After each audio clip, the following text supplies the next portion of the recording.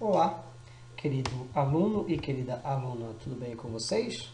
Sou o professor Damião, disciplina Geografia, e na nossa videoaula de hoje estaremos tratando de estrutura interna da Terra. Caracterizaremos cada uma das camadas que compõem internamente o nosso planeta, bem como trataremos também de algumas curiosidades e de algumas informações científicas pertinentes a essa questão que é bastante curiosa para o nosso conhecimento. Fique com a gente e vamos, portanto, à nossa videoaula. Para você que é nosso aluno e aluna da Escola Sesc de Vitória da Conquista, mais uma vez apresento, aí está o nosso material, no qual nós desenvolvemos a nossa aula. Trata-se da coleção Araguibá Plus, Geografia, 6º ano, da editora Moderna. O nosso planeta é, na verdade, um corpo muito dinâmico, tanto internamente quanto e principalmente externamente, ou seja, as transformações se dão de forma bastante constante, clara e evidente, que ao longo de milhões e milhões de anos. Mas tudo que temos externamente em nosso planeta, como por exemplo hoje o relevo, as montanhas, a vegetação, a hidrografia, reflete esse processo de formação lenta e gradual do nosso planeta, que também está intimamente ligado ao processo de surgimento do universo. Sim, tudo que compõe o universo, entre os quais os planetas do sistema solar, os astros, os corpos celestes que vagam pelo espaço, eles também foram fruto de todo um processo, segundo a ciência, que se iniciara há bilhões de anos atrás. Então acredita-se que o Big Bang tenha originado os primeiros elementos do universo, que, ao longo de bilhões de anos, formaram tudo o que existe hoje em dia, como os planetas, as galáxias, os corpos celestes que vagam no espaço, como eu havia dito. Além de toda a matéria encontrada nos planetas, inclusive no nosso planeta Terra. A composição das matérias, dos elementos químicos, físicos verificados e também toda espécie de vida verificada no planeta Terra, segundo a ciência, tenha se dado a partir desse processo de bilhões de anos de evolução da formação do nosso planeta.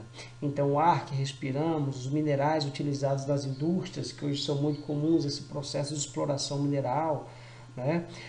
Tudo que encontramos na natureza deu origem, ou melhor, tem origem nesse processo de evolução e de expansão do universo.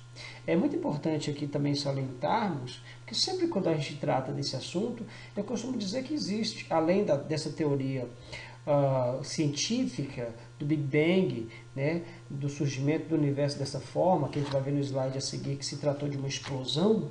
Então, além desta teoria científica, também existe a teoria criacionista, muito defendida por várias religiões, né? Inclusive o cristianismo, que defende através da Bíblia Sagrada a origem do universo de outra maneira, a partir da criação divina. Mas estamos diante de teorias completamente distintas. Então, cientificamente falando, a teoria do Big Bang é aquela hoje mais aceita para explicar a origem do universo e, é claro, de nosso planeta Terra. Então, as transformações no interior do planeta, a formação das montanhas, a atuação da temperatura, dos ventos, da chuva, provocam naturalmente intensas modificações na paisagem. Hoje, a paisagem que observamos, as montanhas, os lagos, os rios, são todas elas resultantes desse processo constante de transformação, uma vez que, como eu disse e repito, o nosso planeta ele é muito dinâmico.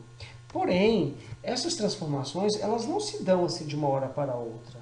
Elas são muito lentas. Essas transformações elas se dão ao longo de milhares ou mesmo de milhões de anos, né? Até que chegássemos ao que conhecemos hoje, no que diz respeito às paisagens que conseguimos enxergar e achar bonitas, inclusive, muita coisa aconteceu. Nós vamos ver ainda nas aulas futuras, por exemplo, que existem ali os fatores endógenos, ou seja, internos, e os fatores exógenos, ou seja, externos, fatores de transformação do nosso planeta. Então, tanto fatores internos como por exemplo o movimento do magma internamente no nosso planeta e, portanto, a ocasião, o ocasionamento dos vulcões, dos terremotos, transforma a paisagem, e isso nós ainda vamos estudar, não se preocupem, assim como também os fatores externos, como o vento, a chuva, entre outros fatores, também transformam a nossa paisagem, transformam a superfície terrestre. Então repare como o nosso planeta ele é bastante dinâmico, como ele está sempre em constante transformação, mas é claro, ao longo desse tempo, que não é o mesmo tempo que nós conseguimos contar em horas, dias, anos, décadas ou mesmo milênios. Esse tempo que nós conseguimos contar, ele é chamado de tempo histórico, que é infinitamente menor do que o tempo geológico. O tempo geológico da Terra corresponde ao tempo de existência do planeta, desde a sua formação até os dias atuais. Então estamos falando de bilhões de anos, e não o que nós conseguimos contar e medir com o nosso relógio ou com o nosso calendário, que é infinitamente menor esse espaço de tempo, é o que nós chamamos de tempo histórico. Então, o tempo histórico é esse tempo calculado por nós, que inclusive consta do nosso período relativamente breve de vida, se compararmos com a idade da Terra, e o tempo geológico é esse tempo contado em bilhões de anos, porque trata desde o surgimento do nosso planeta. Já discutimos esse slide, né, falando aí sobre a teoria do Big Bang. Agora falando um pouco sobre como se estrutura o nosso planeta. Como é a estrutura interna do nosso planeta? O que tem efetivamente no interior do nosso planeta? De que forma as pessoas, os cientistas, né, os geólogos, ou mesmo nós da geografia conhecemos ou chegamos à conclusão do que tem no interior do planeta? Nós vamos perceber que até chegarmos a essas conclusões ainda muito incipientes, ainda muito embrionárias, muito iniciais, até chegarmos a essas conclusões foram necessários muitos estudos, muitas observações e, é claro, muita tecnologia empregada para que se chegasse até este patamar. Mas mesmo com toda a tecnologia que hoje temos à disposição, que a ciência hoje tem à disposição, ainda é muito ínfimo, ou seja, ainda é muito pequeno o que se conhece em torno do nosso interior do nosso planeta. Então as informações sobre o interior da Terra têm aumentado nas últimas décadas. Mesmo assim, ele continua pouco conhecido. As limitações tecnológicas impedem que as camadas mais profundas do planeta sejam alcançadas.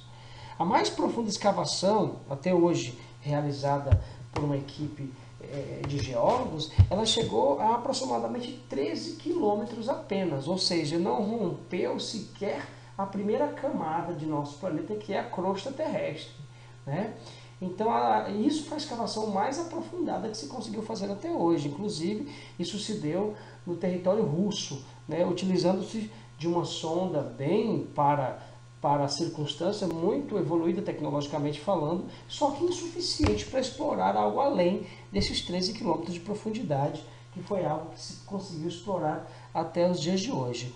Então, se compararmos com, por exemplo, a distância de aproximadamente 6.400 quilômetros, que é a distância aproximada entre a superfície e o núcleo, a maior profundidade da Terra, se compararmos esses 6.400 quilômetros com os apenas 13 quilômetros que os cientistas conseguiram escavar, é algo muito, mas muito pouco, haja vista que tem muita espessura a ser explorada e a tecnologia, mesmo estando tão avançada hoje, ainda é muito limitada para a exploração do interior do planeta. E aí nós temos essa estrutura. Temos, portanto, essas três camadas, né, de forma assim mais superficialmente falando, né? Se nós formos detalhar um pouco mais, teríamos mais informações, mas o que precisamos saber por hora é que nós temos três camadas que compõem a estrutura interna de nosso planeta. Temos, como já de praxe, já é conhecido, a crosta, o manto e o núcleo. Crosta terrestre é a camada mais externa do planeta. É a camada que é formada por rochas e minerais, ou seja, é a camada sólida, é a camada, entre aspas, dura de nosso planeta. Então, é o solo onde nós pisamos, é uma camada que tem uma relativa espessura. A crosta terrestre está dividida em duas partes, que têm espessuras diferentes. Nós temos a crosta oceânica e a crosta continental. Como assim? A crosta oceânica é aquela que está abaixo dos oceanos e dos mares. Nós sabemos que no fundo dos oceanos, no fundo dos mares, nós vamos ter, portanto, uma crosta. E ali nós chamamos de crosta oceânica. E a crosta continental é aquela crosta mais espessa, é aquela crosta relativamente mais larga, né? Ela é, portanto, formada pelos continentes, é pelo solo onde nós pisamos, portanto, é onde nós estamos em cima. Então, temos crosta continental, onde estão sobre ela as altas cadeias de montanha, os morros, o relevo em si, e temos a crosta oceânica, que está submersa, ou seja, no fundo dos oceanos. Crosta continental e crosta oceânica compõem o que nós chamamos de crosta terrestre. Trata-se da camada em que os seres humanos e a natureza constroem e reconstroem o espaço geográfico. A diversidade de formas da crosta terrestre constitui aquilo que nós conhecemos como relevo. O relevo terrestre nada mais é do que a forma externa do nosso planeta. Ele pode se dar através de altas cadeias montanhosas, como a Cordilheira dos Andes ou o Himalaia. Ele pode se dar com algumas outras superfícies não tão altas, mas alguns planaltos como chapadas e morros, ou ela pode se dar através de planícies. Isso também será estudado por nós nas próximas aulas. Então a crosta terrestre ela assume essas diferentes formas que nós conhecemos como relevo. E é justamente na crosta terrestre que nós, seres humanos, desenvolvemos as nossas atividades, onde nós construímos as nossas casas, é onde são abertas as represas, as barragens, onde são construídas os edifícios, as pontes, as estradas, enfim, onde são explorados os minerais que se costuma utilizar no dia a dia, como minério de ferro, manganês, carvão mineral, etc. Então a crosta terrestre é a camada mais externa, ok? E ela varia de espessura, dependendo do tamanho de uma cadeia montanhosa. A crosta terrestre ali ela pode ter 70 km de espessura. Entendam, não estou dizendo que aquela montanha terá 70 km de espessura, mas do topo da montanha até a parte no interior da Terra já, que é o limite entre a crosta e o manto, possa ser que se chegue a uma espessura de aproximadamente 70 metros. Haverá partes do planeta em que essa crosta vai ser relativamente menos espessa, e assim vai variando a espessura da crosta terrestre. Manto. O que seria o manto? É a camada intermediária e a mais espessa, ou seja, a mais larga camada do interior do nosso planeta, com aproximadamente 2.900 km de espessura. A temperatura no manto pode chegar a incríveis 3.000 graus. Muito quente, né? Essa camada é composta de rochas sólidas, porém, a partir de determinada temperatura, pode formar um material pastoso extremamente quente, que nós chamamos de magma. Sim, no manto, as rochas, que aqui na crosta terrestre são sólidas, lá no manto elas literalmente derretem, dada as elevadas temperaturas verificadas nessa parte que é intermediária de nosso planeta, que é chamada de manto. Então, ela é caracterizada pela presença desse material extremamente quente e pastoso, em detrimento, evidentemente, das elevadas temperaturas, nada mais é do que rocha em estado líquido, eu diria no estado pastoso, no estado ali meio gelatinoso, não necessariamente líquido quanto água, né? A guisa de curiosidade é justamente o magma que é expelido pelos vulcões, e quando ele é expelido, ele recebe o nome de lava vulcânica, né? As lavas vulcânicas que nós vemos nas imagens serem expelidas pelos vulcões em atividade, nada mais é do que esse material quente e pastoso que se encontra no manto, nessa parte intermediária de nosso planeta. Mais uma vez eu digo que vulcanismo e tectonismo vai ser também assuntos já próximos das nossas futuras aulas. E por fim, a camada mais interna de nosso planeta é o núcleo. É a camada mais distante da superfície terrestre. O núcleo é composto principalmente de ferro e níquel, são os materiais que compõem basicamente o núcleo do nosso planeta. E o núcleo, se o manto já tem temperaturas elevadíssimas, o núcleo mais ainda, porque quanto maior a profundidade do planeta, maior será a temperatura. Então, acredita-se que as temperaturas verificadas no núcleo do nosso planeta sejam de aproximadamente 6.000 graus de temperatura. Extremamente quente, não é? O slide aí nos mostra um pouco do que seria essa distribuição. Aqui é a composição física, um modelo estático, né? Isso aqui é baseado, portanto, nas propriedades físicas dos materiais, na rigidez dos materiais internos do nosso planeta. Nós temos a litosfera, a astenosfera, mesosfera e endosfera. Calminha que eu vou explicar direitinho para vocês não se confundirem. A litosfera seria justamente o que corresponde à camada superficial, à crosta terrestre, ok? A astenosfera, olha só, a astenosfera corresponderia àquela parte intermediária entre a crosta e o manto. Gravem bem esse nome. Quando nós falarmos de placas tectônicas, nós vamos entender que é justamente ali, neste limite entre o manto e a crosta, nesse limite chamado de astenosfera, é que as placas tectônicas flutuam. Falaremos sobre isso no futuro. A mesosfera compõe o manto e a endosfera compõe o núcleo. Então, litosfera corresponde à camada sólida, a crosta. A astenosfera é justamente essa transição entre a crosta e o manto. Mesosfera corresponde ao manto e endosfera corresponde ao núcleo do nosso planeta. Isso falando da composição física, do modelo estático do interior do nosso planeta. Em se tratando da composição química, que é um modelo baseado nos materiais que compõem o interior do nosso planeta, nós vamos ter a crosta, o manto superior e inferior, o núcleo externo e núcleo interno. Observem, crosta é a parte superficial, o manto superior é o manto, porém aquele mais próximo da crosta terrestre, mais próximo da parte sólida. O manto inferior é a parte do manto mais próxima do núcleo. Assim como o núcleo externo, ele é aquela parte do núcleo mais próxima do manto, e o núcleo interno é justamente o interior do nosso planeta. Eu acho que observando aí a imagem dá para nós chegarmos a fazermos um mapa mental e uma conclusão do que eu estou tentando explicar. E quimicamente falando, do que se compõem essas partes de nosso planeta? A crosta era basicamente composta por diversos materiais, diversos minerais, como por exemplo, a crosta continental ela é composta por silício e alumínio, basicamente. A crosta oceânica por silício e magnésio, né?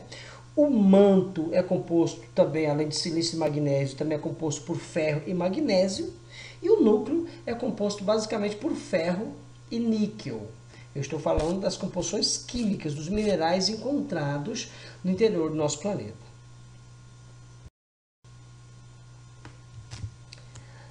A título de curiosidade sobre a questão da espessura de cada uma das camadas do nosso planeta.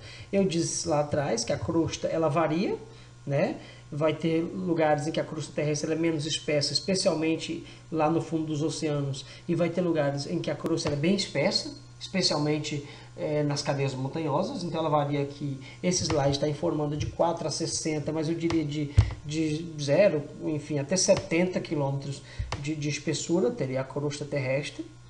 O manto representa, pessoal, 83% do volume do planeta. Portanto, é a camada mais espessa. O manto varia ali de 60, 70 até 3.000 quilômetros de espessura. E o núcleo, a parte externa do núcleo, a parte do núcleo externo, ele é fluido. O núcleo interno ele já é sólido. Por que o núcleo interno, o miolo lá no centro, ele é sólido? Por conta da pressão exercida de todo o peso da massa do planeta que exerce sobre o núcleo interno. E a temperatura por lá é, como eu já falei, extremamente elevada. Esta imagem ao lado revela um sismógrafo. Mas, professor, como que as pessoas sabem sobre essa profundidade, sobre a composição química, uma vez que a perfuração mais profunda foi de no máximo 13 quilômetros. Um dos elementos muito importantes para o estudo da estrutura interna do planeta são justamente as ondas sísmicas vindas de lá do interior do planeta. As ondas sísmicas são justamente aquelas ondas que vão dar origem aos terremotos. Sim, aos terremotos, aos maremotos, tsunamis, que também vocês terão a oportunidade de estar conosco, eles são ocasionados por essas ondas sísmicas. Vocês reparem como tamanha a energia que tem dentro do nosso planeta, tamanha a atividade, tamanha a dinamicidade, como o planeta é tão dinâmico que ondas são emitidas. E o estudo dessas ondas, através, por exemplo, desse equipamento chamado de sismógrafo, permite chegarmos a algumas conclusões sobre as características. Assim como também o material que é expelido pelos vulcões, naturalmente depois de solidificado, depois de resfriado, a análise desses materiais também permite chegarmos a algumas conclusões sobre as características internas de nosso planeta.